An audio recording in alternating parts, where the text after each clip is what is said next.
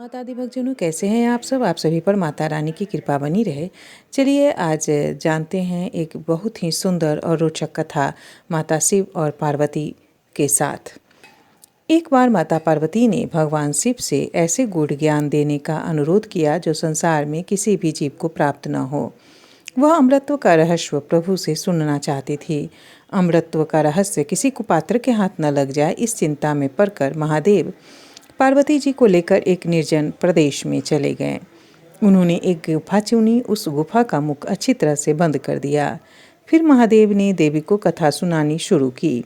पार्वती जी थोड़ी देर तक तो आनंद लेकर कथा सुनती रहीं, लेकिन जैसे किसी कथा कहानी के बीच में हुंकारी भरी जाती है, उसी तरह देवी काफ़ी समय तक हुंकारी भरती रहीं, लेकिन जल्द ही उन्हें नींद आने लगी। उस गुफा में तोते यानी सुख का एक घोंसला भी था। घोंसले में अंडे से एक तोते के बच्चे का जन्म हुआ। वह तोता भी शिव जी की कथा को सुन रहा था। महादेव की कथा सुनने से उसमें दिव्य शक्तियाँ आ गई। जब तोते ने देखा कि माता सो रही हैं, कहीं महादेव कथा सुनाना न बंद कर दें, इसीलिए वह पार्वती जी की जगह खुद ही हुंकारी भरने लगा। महादेव कथा सुनाते रहे, लेकिन शीघ्र ही महादेव को पता चल गया कि पार्वती जी के स्थान पर कोई और हुंकारी भर रहा है। वह क्रोधित होकर सुख को मारने के लिए उठे। सुख वहां से निकलकर भाग वह व्यास जी के आश्रम में पहुंच गया। व्यास जी की पत्नी ने उसी समय जम्हाई ली और सुख सूक्ष्म रूप धारण करके उनके मुख में प्रवेश कर गया।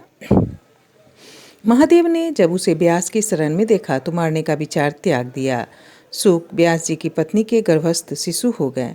गर्भ में ही उन्हें वेद, उपनिषद, दर्शन और पुराण आदि का समतक ज्ञान प्राप्त हो गया था। सुख ने सांसारिकता देख ली थी, इसलिए वह माया के पृथ्वी लोक के प्रभाव में नहीं आना चाहते थे। इसीलिए ऋषि पत्नी के गर्भ से 12 वर्ष तक नहीं निकले। व्यास जी ने शिशु से बाहर आने को कहा, लेकिन वह यह कहकर मना करता रहा कि संसार तो मोह माया है, मुझे उसमें नहीं पड़ना। ऋषि पत्नी गर्भ की पीड़ा से मरणासन हो गई। भगवान श्री कृष्ण को इस बात का ज्ञात हुआ।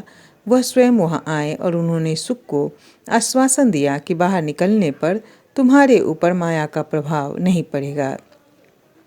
श्री कृष्ण के ऐसा वरदान मिलने से बाद सुख ने गर्भ से निकलकर जन्म लिया। जन्म लेते ही सुख ने श्री कृष्ण और अपने माता पिता को प्रणाम किया और तपस्या के लिए जंगल में चले गए। व्यास जी उनके पीछे पीछे पुत्र पुत्र कहकर पुकारते रहे, लेकिन सुख पर उनका बातों का कोई ध्यान न दिया और नहीं ध्यान गया।